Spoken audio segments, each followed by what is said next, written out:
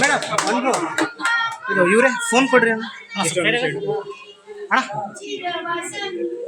Phone ಇವರೇ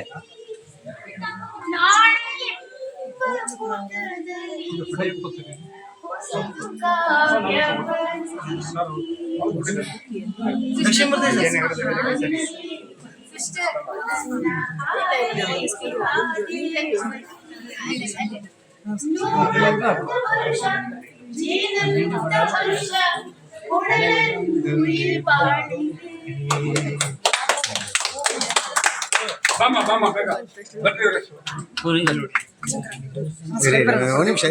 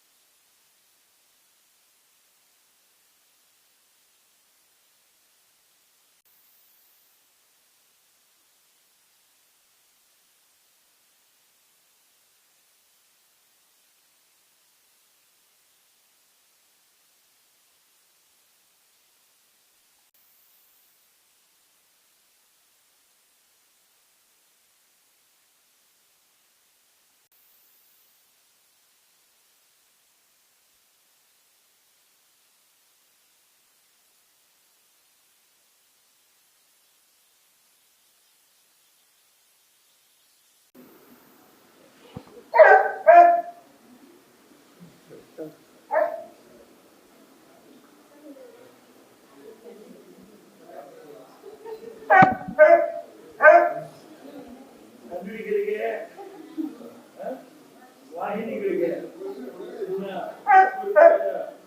ಅಭಿನಂದನೆಗಳು. ಯಾಕೆ ಮಾತು ಹೇಳ್ತಾ ಇದ್ದೀನಿ ಅಂದ್ರೆ, ಇದ್ದಿದ್ರೆ ನನ್ನ ಜೀವನದಲ್ಲಿ ನನ್ನ ಸಾಯೋರ ನಂತರ ನನ್ನ ಸಾಯೋರ ಜೀವಂತವಾಗಿ ನಿಮ್ಮ ಇಲ್ಲಿ ಒಬ್ಬ ಅನಾಥ ಮಗ ಇದ್ದಾನೆ. ಈ ಮಗನ ಪಾದಗಳನ್ನು ನಾವು ತಲೆ ಮೇಲೆ ಹೊತ್ಕೊಂಡ್ರೆ ಜವಾಬ್ದಾರಿ ಎನ್ನುವಂಥ ರೂಪದಲ್ಲಿ ತಿರುಗ್ತೀವಿ.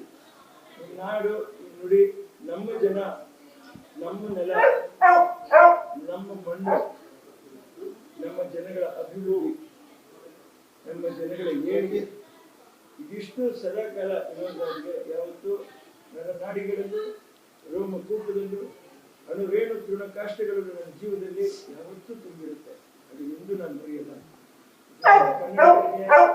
ನಮ್ಮವ್ರಿಗೆ ನಡೆಯತಕ್ಕಂಥ ಹುಟ್ಟುಹಬ್ಬದ ಮಾತು. ಏನು ಹೇಳಕ್ಕೆ, ನನಗೆ ಹುಟ್ಟಿದಬ್ಬ ಆಚರಿಸ್ಕೊಳ್ಳೋಷ್ಟು ನನಗೆ ಯಾವತ್ತೂ ನಾವು ಆಚರಿಸಿದ್ದಿಲ್ಲ ಈ ಹುಟ್ಟಿದಬ್ಬನ. ನನ್ನ ತಾಯಿಯವರೆಗೂ ನಾವು ತುಂಬ ಸಾಮಾನ್ಯ ರೂಪದಲ್ಲಿ ಬೆಳಗ್ಗೆ ಎದ್ಬಿಟ್ಟು ಅವ್ರ ಕಾಲಿಗೆ ಬಿದ್ದುಬಿಟ್ಟು ನಾನು ನಮಸ್ಕಾರ ಮಾಡ್ಕೊಂಡು ಮಾಡಿದ್ದೀನಿ. ನಾನು ಹುಟ್ಟಿದಬ್ಬವಾಗಿ ನಾನು ಆಚರಿಸ್ಕೋತಾ ಇಲ್ಲ. ಈ ದಿನದಲ್ಲಿ ಎರಡು ಮುಖ್ಯವಾದ ವ್ಯಕ್ತಿಗಳು, ಒಂದು ಶ್ರೀ ಚಿನ್ನೇಗೌಡರು, ಆಮೇಲೆ ಇನ್ನೊಂದು ಮೀಸೆ ಶ್ರೀನಿವಾಸ್ ಅವರು, ಇಬ್ಬರು ನಿರ್ಮಾಪಕರು, ನಿರ್ದೇಶಕರು, ಹಂಚಿಕೆದಾರರು. ಈ ಹೊಣೆ ಎಲ್ಲ ಹೊತ್ತವರವರು ಜೀವನದಲ್ಲಿ.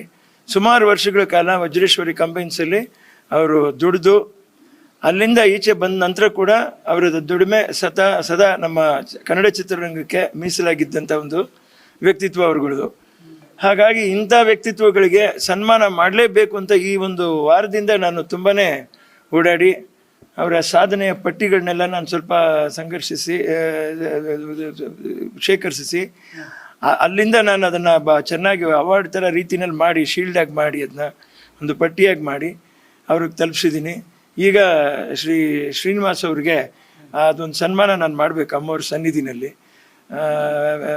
ಅನಿವಾರ್ಯವಾಗಿ ಪಾಪ ನಮ್ಮ ಇಬ್ಬರಿಗೆ ಗೌಡ್ರಿಗೆ ಆರೋಗ್ಯ ಸರಿ ಇಲ್ಲದಿರುವಂಥ ಹೋಯಿತು. ಹಾಗಾಗಿ ನಾನು ಅವರ ಮನೆಗೆ ತೆರಳಿ ಅವರಿಗೆ ಅಲ್ಲಿ ಸನ್ಮಾನ ಮಾಡಿ ಪಾಪ ಅವ್ರು ತುಂಬ ಸಂತೋಷಪಟ್ಟರು. ಎಷ್ಟು ದೂರದಿಂದ ಏನೇ ಹೇಳಕ್ಕೆ ಮುಂಚೆ ಗೋಡೆ ಬಂದುಬಿಟ್ಟಿಯಲ್ಲ ನೀನು. ಹೌದು ಸರ್, ನೀವು 3 ದಿವಸ ಬಿಟ್ಟು ಬಂದರೆ ಅದಕ್ಕೆ ಆ ಬೆಲೆ ಇರಲ್ಲ.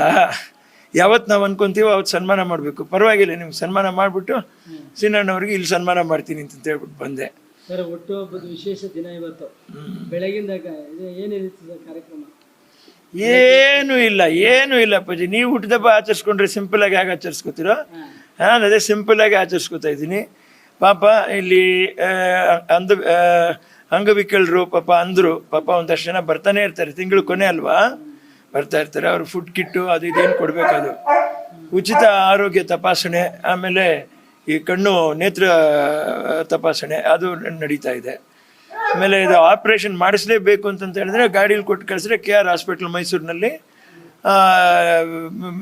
ಯಾವುದೇ ಖರ್ಚು ಇಲ್ದಿರ ಮಾಡಿಕೊಡ್ತೀನಿ ಅಂತ ಹೇಳಿದ್ರೆ, ಗಾಡಿ ಖರ್ಚು ಬೇಕಾದ್ರೆ ನಾವು ಕೊಟ್ಟು ಮಾಡಿಸೋಣ ಅಂತ ಅದು ಯೋಚನೆ ಮಾಡಿದ್ದೀವಿ. ಹಾಗಿಲ್ಲ ಅಂದರೂ ಕೂಡ ಮತ್ತೆ ನೆಲಮಂಗಲದಲ್ಲಿ ಸರ್ಕಾರಿ ಆಸ್ಪತ್ರೆಯಲ್ಲಿ ಮಾಡ್ತಾರೆ ಅಂತ ಹೇಳಿದ್ರೆ ನಮ್ಮದೇ ಗಾಡಿನ ಕೊಟ್ಟು ನಮ್ಮದೇ ಡ್ರೈವರ್ನ ಕೊಟ್ಟು ಅಲ್ಲಿ ಚಿಕಿತ್ಸೆ ಮಾಡಿಸ್ಕೊಂಬರುವಂಥ ಕೆಲಸನ ಮಾಡಬೇಕು ಅನ್ನುವಂಥ ಆಸೆ ಇದೆ ಭವಿಷ್ಯದಲ್ಲಿ ನನಗಿರುವಂಥ ಆಸೆ. ಕಣ್ಣು ಬೆಂಗಳೂರು ಮತ್ತು ಅವ್ರ ಅಭಿಮಾನಕ್ಕೆ ನಾವೆಂದೆಂದು ಚಿರಋಣಿಯಾಗಿದ್ದೀವಿ. ನಾನು ಕೇಳಿದ್ರೆ ಅವರ ಋಣದಲ್ಲಿ ಇನ್ನೆಷ್ಟೇ ಜನ್ಮ, ತಾಯಿ ಋಣ ಹೇಗೆ ನಾವು ತೀರ್ಸಕ್ಕಾಗಲ್ವೋ, ಅಭಿಮಾನಿಗಳ ಋಣ 100 ಸರಿ ಹುಟ್ಟು ಬಂದ್ರು, ಮತ್ತೆ ಹುಟ್ಟು ಬಂದ್ರು, ಇನ್ಯಾವ ಥರ ಹುಟ್ಟು ಬಂದರೂ ಕೂಡ ಅಭಿಮಾನಿಗಳ ಋಣ ತೀರ್ಸಕ್ಕಾಗಲ್ಲ. ತಾಯಿ ಋಣಕ್ಕೆ ಸಮಾನವಾದ ಋಣ ಅದು, ಅಭಿಮಾನಿಗಳ ಋಣ. ತಾಯಿ ಕೂಡ ತನ್ನ ಮಗನಿಗೆ ತೊಂದರೆ ಆಗತ್ತೆ ಅಂತ ಹಿಡ್ಕೊಂಡ್ಬಿಡ್ತಾಳೆ. ಅಭಿಮಾನಿಗಳ ತಾಯಿನೂ ಬಿಟ್ಟು ಪ್ರಾಣ ಕೊಟ್ಬಿಟ್ಟು ಹೋಗ್ಬಿಡ್ತಾರೆ. ಆದರೆ ಯಾಕೆ ಅಂತಲೇ ಅವ್ರಿಗೆ ಅರ್ಥನೇ ಆಗೋದಿಲ್ಲ. ಆಮೇಲೆ ಅವ್ರ ಮನೆಯವರೆಲ್ಲ ಯೋಚನೆ ಮಾಡ್ತಾರೆ, ನನ್ನ ಮಗ ಹಿಂಗೆ ಮಾಡ್ಬಿಟ್ಟ ಅಂತ. ಆ ಅಭಿಮಾನ ಭಗವಂತನ ಸಮಾನ. ಅದು ಭಗವಂತನ ದೇವರಲ್ಲೇ, ಆ ಅಭಿಮಾನಿಗಳಲ್ಲೇ ನಾವು ಕಾಣಬೇಕು. ಅದಕ್ಕೆ ಅಣ್ಣವ್ರ ಅಭಿಮಾನಿ ದೇವರುಗಳು ಅಂತ ಹೇಳಿದ್ದು.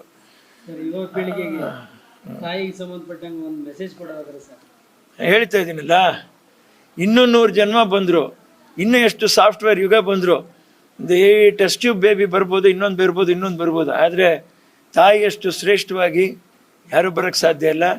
ಅವಳು ನವಮಾಸಗಳು ನಮ್ಮನ್ನು ಹೆತ್ತು ಈ ಭೂಮಿ ಮೇಲೆ ಬೆಳೆಸಿ ಇಷ್ಟು ಎತ್ತರಕ್ಕೆ ಮಾಡಿ ನಮ್ಮನ್ನು ಒಂದು ವ್ಯಕ್ತಿಯಾಗಿ ವ್ಯಕ್ತಿತ್ವವನ್ನು ತಗೊಂಬಂದು ನಿಲ್ಲಿಸ್ತಾಳಲ್ಲ, ಅಷ್ಟು ಒಂದು ಇದು ಬಂದು ತಾಯಿಗೆ ಸೇರುತ್ತೆ. ನಾ ಹೇಳ್ತಾ ಇದ್ದೀನಿ, ತಂದೆ ತಾಯಿನ ಯಾವ ಕಾಲಕ್ಕೂ ಯಾರು ನಿಕೃಷ್ಟವಾಗಿ ಕಾಣಬೇಡಿ, ಕೇವಲವಾಗಿ ಕಾಣಬೇಡಿ, ಅವ್ರನ್ನ ಪ್ರೀತಿಯಿಂದ ನೋಡ್ಕೊಳ್ಳಿ. ಈ ಗಳಿಗೆವರೆಗೂ ನಾನು ಸತ್ಯವಾಗ್ಲೂ ಹೇಳ್ತೀನಿ, ನಮ್ಮಮ್ಮನ ನಾನು ಪ್ರೀತಿಯಿಂದ ನೋಡ್ಕೊಂಡಿದ್ದಕ್ಕೆ ಹೆಜ್ಜೆ ಹೆಜ್ಜೆಗಳು ನನ್ನ ಜೊತೆನಲ್ಲೂ ನನ್ನ ತಾಯಿಯವರು ಸುತ್ತಾ ಇದ್ದಾರೆ ಅನ್ನುವಂಥ ನಂಬಿಕೆ ನನಗಿದೆ. ಈಗಲೂ ನನ್ನ ತಾಯಿಯವರು ಪಕ್ಕದಲ್ಲೇ ಇದ್ದಾರೆ ಅನ್ನುವಂಥ ನನಗೆ ಭಾಸವಾಗುತ್ತೆ. ಖಂಡಿತ ಈಗ ಯಾವುದಿಗೆ 1-2 ಮಾತು ನಾನು ತೊದಲಾಗಿ ನೋಡಿದ್ರು, ಸರಿಯಾಗಿ ನೋಡಿದ್ರೆ ಅದು ನನ್ನ ತಾಯಿಯವ್ರು ನುಡಿದಾರೆ ಅಂತ ತಿಳ್ಕೊಳ್ಳಿ. ತೊದಲು ಬಿಟ್ಟರೆ ಖಂಡಿತ ವಿನೋದ್ ರಾಜ್ ನುಡಿದಿದ್ದಾರೆ ಅಂತ ತಿಳ್ಕೊಳ್ಳಿ.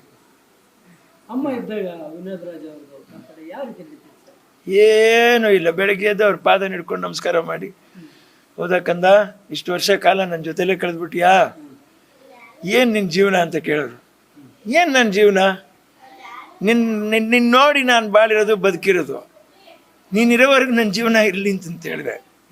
ಈ ಅಮ್ಮ ಬಿಟ್ಟು ಹೋಗ್ಬಿಟ್ರು, ಭಾರಿ ಕಷ್ಟ ಆಗತ್ತೆ ರೀ. ಅಷ್ಟು ಪ್ರೀತಿ ಮಾಡಬಾರ್ದಾಗಿತ್ತಮ್ಮ ನಮ್ಮನ್ನ ಅಂತ ಕೂಡ ಅನ್ನಿಸ್ತದೆ ಒಂದೊಂದು ಸರಿ. ಅದೇನೋ ಇರಲಿ ಬಿಡಿ, ಪರವಾಗಿಲ್ಲ. ಇನ್ನೂ ಒಂದು ಜನ್ಮ ಬಂದರೂ ಮತ್ತೊಂದು ಜನ್ಮ ಬಂದರೂ ಅಭಿಮಾನಿಗಳಿಗೆ ನಾನು ಆ ಅಭಿಮಾನದ ಋಣ ತೀರ್ಸೋಕ್ಕೆ ಮತ್ತೆ ವಾಪಸ್ ಬರಬೇಕು.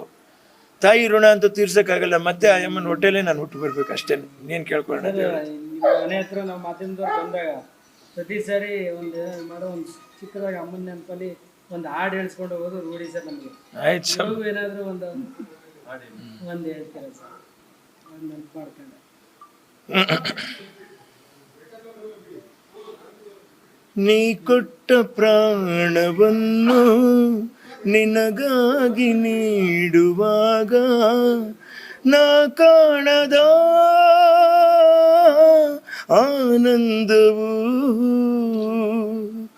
ನೂರಾರು ಜನ್ಮದಲ್ಲೂ ನೀ ಹಾಡಲಾಲಿ ಹಾಡೆ ನಾನೆಂದು ಕೇಳಬೇಕು, ಸಂತೋಷ ಹೊಂದಬೇಕು. ಅಮ್ಮ ಅಮ್ಮ ನಿನ್ನ ಪ್ರೇಮಕ್ಕೆ ಸರಿಸಾಟಿ ಯಾರೂ ಇಲ್ಲ, ನಿನಗಿಂತ ದೇವರಿಲ್ಲ.